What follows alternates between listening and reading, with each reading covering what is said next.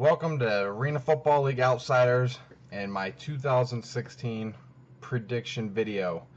But first, before we get going, I just want to explain the playoff seeding a little bit here. So, number one, all 8 teams make the playoffs automatically at the beginning of the season. Number two, the top teams in each conference make up the number 1 and number 2 seed. So whoever is the top team in each conference by record will be the number 1 and number 2 seed.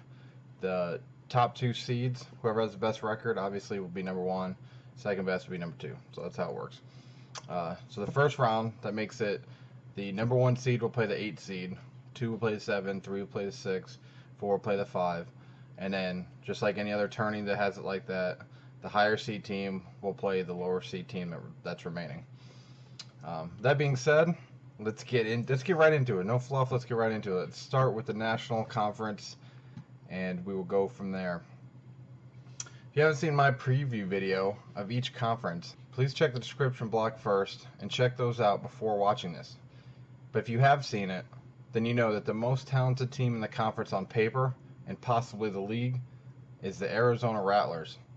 The 5-time Arena Bowl champion, the Arizona Rattlers.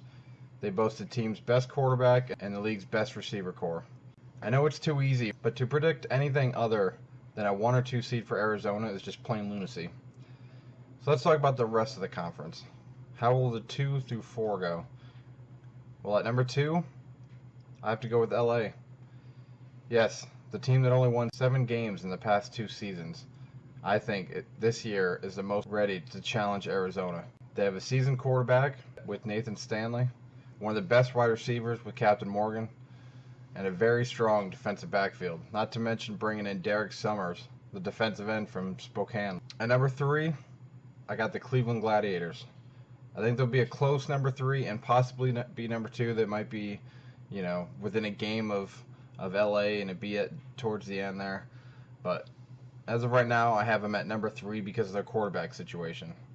Even though they were in the Arena Bowl just 2 years ago, they have no idea who they're going to play at quarterback. I mean, they might have an idea, but we don't have an idea. Is it Chris Decker or is it Dennis Haberla? I mean, if it's either one of those guys, that's a huge drop-off from Shane Austin. And they also lost their top 2 defensive backs with the no-fly zone. They had Dominic Jones, who's now a coach for the team, and Joe Finnessy, who I follow on Twitter, who said he's not sure whether he's playing this year or not. If they could settle in with their quarterback and get surprisingly good play from them, then, like I said, they could be the number 2 seed. But as of right now, I don't see that happening. So I got them at number 3. And at number 4, I got to go with Portland. Just like Arizona is the slam dunk number 1 in this conference, I think Portland is a slam dunk number 4. With everything going on between the league taking over the team, their lack of quarterback, because even though Shane Austin went to Portland, he has now been listed on the suspension list, and he's been on there for a week or 2. So unless he comes back and it was just kind of a administrative thing to get more people in camp, then they have no one at quarterback really that's worth anything. They have a new coach, which he has success in the league, but with the league taking over and the coach kind of obviously playing and coaching for his job, not just at Portland but anywhere else, and same with the players, I just think there's too much turmoil in Portland for them to really succeed. But to recap, the National Conference, number 1, I think is the Arizona Rattlers. I think they're going to run away with the conference. Number 2, the LA Kiss. Number 3, the Cleveland Gladiators. And number 4, the Portland Steel. Now let's switch over to the American Conference, which is a little bit harder to predict as 3 of the 4 teams could easily win the other top seed. But to have to choose one, I'm going to go with Philadelphia. They have everyone returning from last year's amazing season except for receiver Marco Thomas. Even without him, I think the 2015 AFL MVP Dan Rodabaugh and company will be at the top going into the playoffs. In a close second, I'm going with the defending American Conference champion Jacksonville Sharks.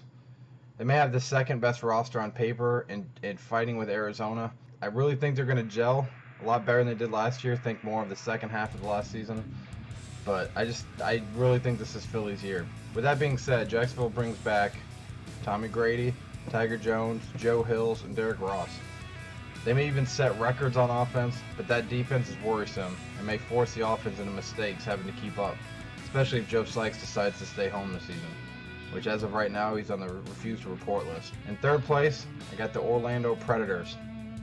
If you've seen the preview video, I mentioned in there that I think Coach Keefe will try to duplicate last year's success on the ground, switching between Bernard Morris and Randy Hibbert, but I don't think it's going to be enough to challenge Philly and Jacksonville. They may have to win some low-scoring games, so I think Orlando will be a tough out in the playoffs. I don't see them challenging the top two. Although, with that being said, I think they are leaps and bounds better than number 4, which is Tampa Bay.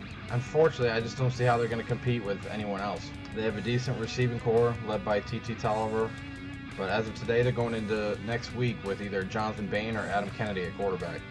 You need a quarterback to win in football, and even more so in the Arena Football League, with the emphasis on the passing game. It doesn't help that they lost out on Kendrick Ings after he signed with the CFL last month. I'm rooting for Tampa as I think T.T. Tolliver is a huge asset in the league playing as long as he has. It helps give some stability and legitimacy to the league. Other than him, the team is so void of talent. It's embarrassing for a team this is season 25. But to recap the American League, I got number 1, Philadelphia Soul, number 2, Jacksonville Sharks, number 3, Orlando Predators, and following up, number 4, Tampa Bay Storm. Alright, with that being said, let's jump right into how I think the seeding will play out. At number 8, Tampa Bay. I mean, I seriously don't see them getting any better from last season, and they were a train wreck last season, so I got Tampa at number 8. Number 7, the other bottom team, Portland. Too much turmoil, and that defense, other than a couple guys, is a question mark. Number 6, I got Cleveland. That quarterback situation scares me with Dicker and Havrilla, and losing Jones and Finney on the back end. I mean, they lost a lot of leadership from that team. So that's why I got them at number 6. Number 5, I got Orlando. Rounding out the bottom 4 is Orlando, who is, I think, a lot better than the bottom 3. I think there's a big line between 5 and 6. I just think teams will be better able to deal with a dual threat quarterback this season than they were last year. Number 4, I got LA. I know a lot of people think that LA is going to suck again, but with Omar Smith at coach, Nathan Stanley at quarterback, both coming from a winning organization that knows how things are run, knows how to play Arizona, I think they're going to be number 4 and good enough to finish second in the conference, but just not good enough to beat top 2 on the other side. Number 3, I got Jacksonville. Jacksonville has the talent to win it all, and at number 3, they'll host week 1 of the playoffs and should have no problem with who they face, but I think last year was kind of their Cinderella year, and I think it runs dry a little bit this year. We'll still be up there, but I got them at number 3. Number 2, Philadelphia. I think Philly is a better team than Arizona, but their schedule is going to be much harder in the American Conference than Arizona is going to have to deal with in the National Conference. So like I said, I got number 1 with Arizona, 5-time champion, lesser conference. I think the number 1 seed's already locked up before the season even starts. As much as I hate to say that as a sports fan, I don't see anyone being able to top Philly's record this season. But there's my seedings.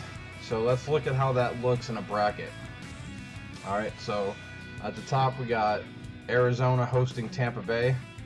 And I think, obviously, Arizona is going to win by a landslide. Tampa Bay is going to be mentally checked out by that point. Next game, I got number 2, Philly, hosting number 7, Portland. A little closer, but it's still not really a contest. Third game is number 3, Jacksonville, hosting number 6, Cleveland. I mean, it's Grady versus, what, Dicker or Havrilla? Not even a question. So, Jacksonville. LA hosting Orlando. Even though these are the 2 seeds that are the closest, and it's easy to say that this is the closest game, I just think that those 2 teams are really built the same. They both could put up a lot of numbers on offense in a given game, but I think both are going to depend a lot on their defense to win. So I think because it's so evenly matched, and I know I said Orlando's a tough out, and I don't think it's going to be easy for LA, but you got to go with the home team. I think LA is going to take it and advance to the semifinals. All right, so semifinals. Let's move over to that round. We would have number 1 Arizona hosting number 4 LA. And as much as I'd love to see an upset here, being an LA fan, I just don't see Arizona losing at home in the playoffs. I think the game will be closer than people think. There's so many San Jose players now on LA, but there's no way LA is going into Arizona. I'm sorry. I hate to say it, but I just don't see it. Unless the Devil is hurt, I don't see it.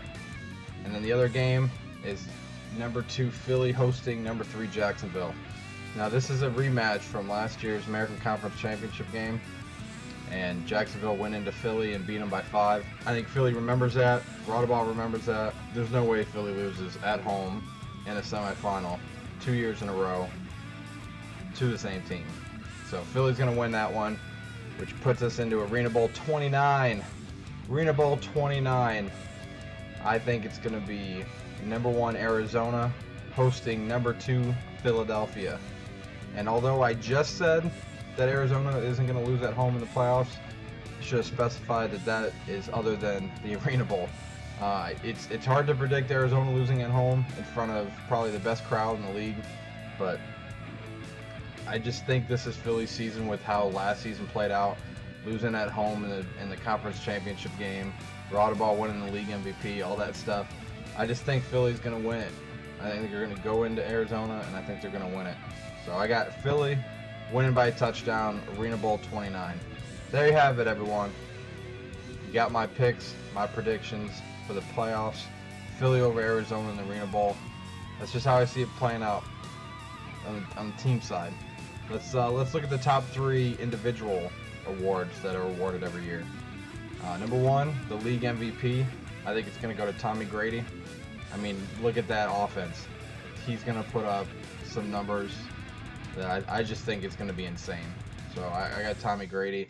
And unfortunately, with how football works, if the league MVP is a quarterback, then it's pretty damn hard for anyone other than him to also be named the Offensive Player of the Year. So I'm going to go out on a limb and say that Tommy Grady is also going to win the Offensive Player of the Year.